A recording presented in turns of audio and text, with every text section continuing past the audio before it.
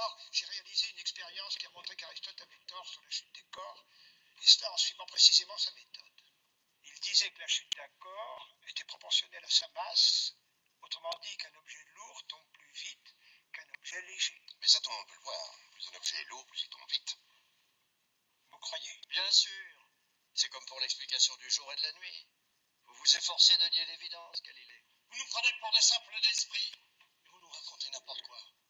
N'importe quoi? Bien sûr. N'importe quoi.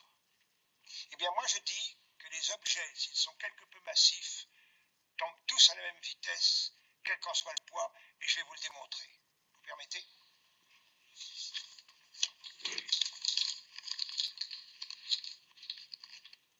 Je prends cette boule de papier dans une main et cette boîte à sable dans l'autre. Je les lâche en même temps, ils vont arriver au sol ensemble.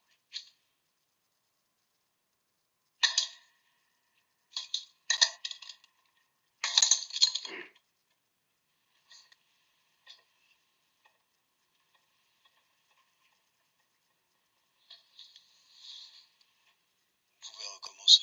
Très volontiers. Je reprends les deux mêmes objets.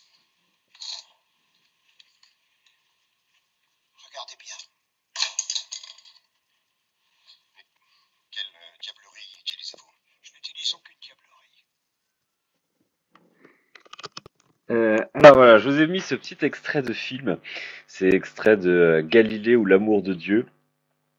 Bon, c'est vraiment très drôle, je trouve, comme scène. Et ça permet de poser ça permet de poser le problème en fait du rôle de l'expérience dans les sciences. Ici, vu de façon extrêmement naïve par l'auteur du film, c'est-à-dire que voilà, tout d'un coup, toutes les certitudes vacillent parce que une salière est tombée par terre et là, oh, qu'est-ce qui se passe? La salière est tombée par terre. Bon, comme si en fait on avait pu fonder une physique sur une idée aussi naïve et que cette physique ait pu durer comme ça, survivre pendant des siècles. Alors voilà, c'est le nouveau cours. L'expérience est-elle le fondement du savoir scientifique? Nouveau cours, on va parler de Galilée que vous voyez ici, de Copernic qui est ici, d'Auguste Comte également et puis bien d'autres encore. Alors,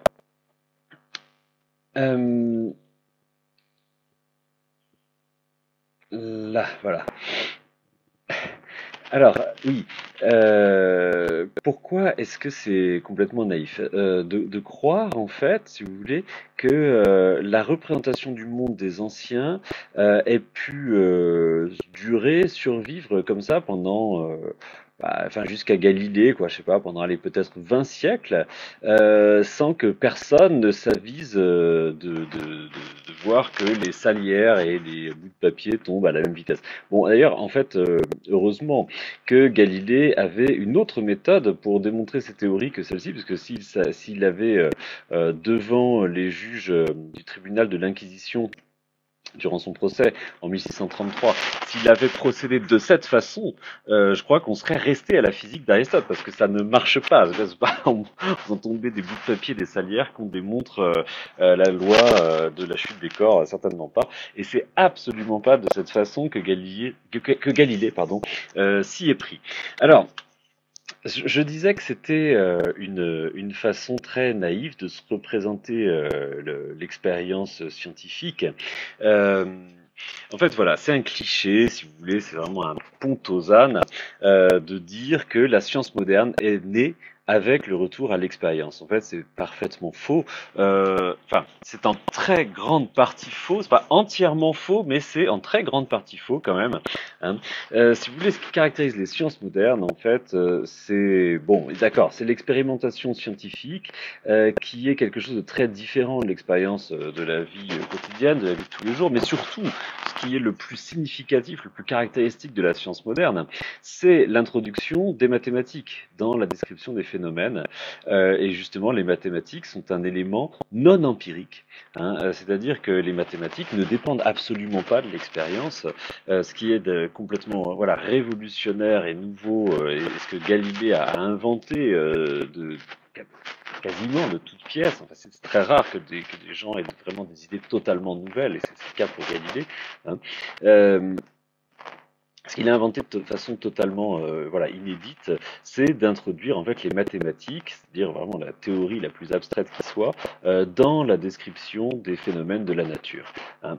Et autrement dit, en fait, finalement, ce qu'il y a de nouveau dans les sciences, c'est exactement le contraire de ce qu'on dit habituellement. Alors, je fais une toute petite mise au point sur la différence entre l'expérience ordinaire et l'expérimentation scientifique.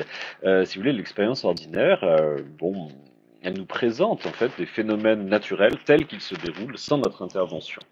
L'expérimentation scientifique, en revanche, s'attache à produire des phénomènes de façon artificielle, des phénomènes qui souvent n'existent pas dans la nature, hein, ou ne peuvent pas être exemplifiés dans la nature, hein, des phénomènes donc qui vont être dictés par la raison. Et justement, les expérimentations de Galilée, hein, celles qui lui ont permis d'établir la loi de la chute des corps, par exemple, ces expérimentations produisent des phénomènes qui sont étrangers tout simplement aux phénomènes naturels, hein, tels qu'on les voit dans la vie de tous les jours.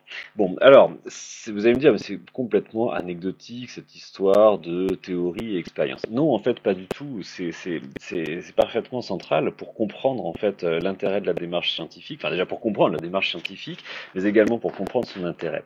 Parce que l'erreur d'appréciation que j'évoquais, donc touchant les rapports de la théorie et de l'expérience, cette erreur d'appréciation fausse complètement en fait la compréhension du rôle de l'esprit face à la nature.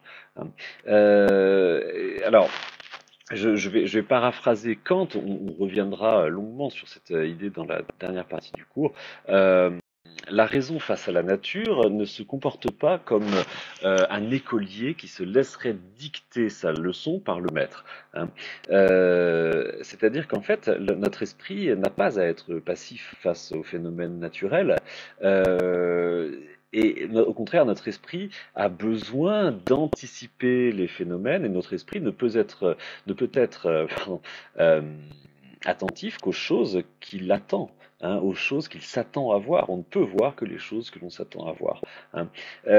Et par conséquent, en fait, notre esprit a besoin d'anticiper sur le monde, d'anticiper sur les choses. Autrement dit, il faut que nous ayons déjà des théories préalables à l'expérience. C'est pas l'expérience scientifique qui fait naître des théories, c'est exactement l'inverse. Je pourrais vous montrer un autre petit bout de film très amusant sur YouTube. Enfin, je vais pas le faire parce que ça va faire tout planter le montage. Vous regarderez vous-même. Vous tapez Galilée expérience, et alors un petit bout de scène qui montre Galilée qui est en train de faire des expériences avec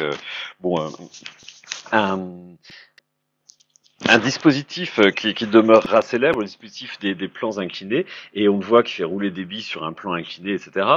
Et tout d'un coup, il a l'éclair d'illumination, il se dit « Ah, ça y est, j'ai compris comment ça marchait la chute des corps ».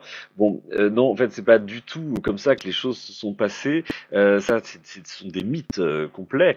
Il y a bien une expérience avec des plans inclinés qui est absolument essentielle, hein, bien sûr, dans la méthode de Galilée, mais c'est pas du tout cela qui a donné à Galilée l'idée de la chute des corps, la loi de la chute des corps. Bon, voilà. Donc, en fait, ces erreurs d'appréciation nous trompent totalement sur la méthode scientifique, et également sur la finalité de la science, parce que finalement, quand on part d'une idée comme ça aussi empirique, c'est-à-dire en fait, quand on part de l'idée que tout vient de l'expérience, hein, c'est ça l'empirisme, eh bien, fatalement, en fait, on en vient à douter de la capacité de la science à saisir la vérité. Parce que, en fait, si tout est affaire d'expérience, il n'y a que des expériences, bon, bah, évidemment, il ne faut pas être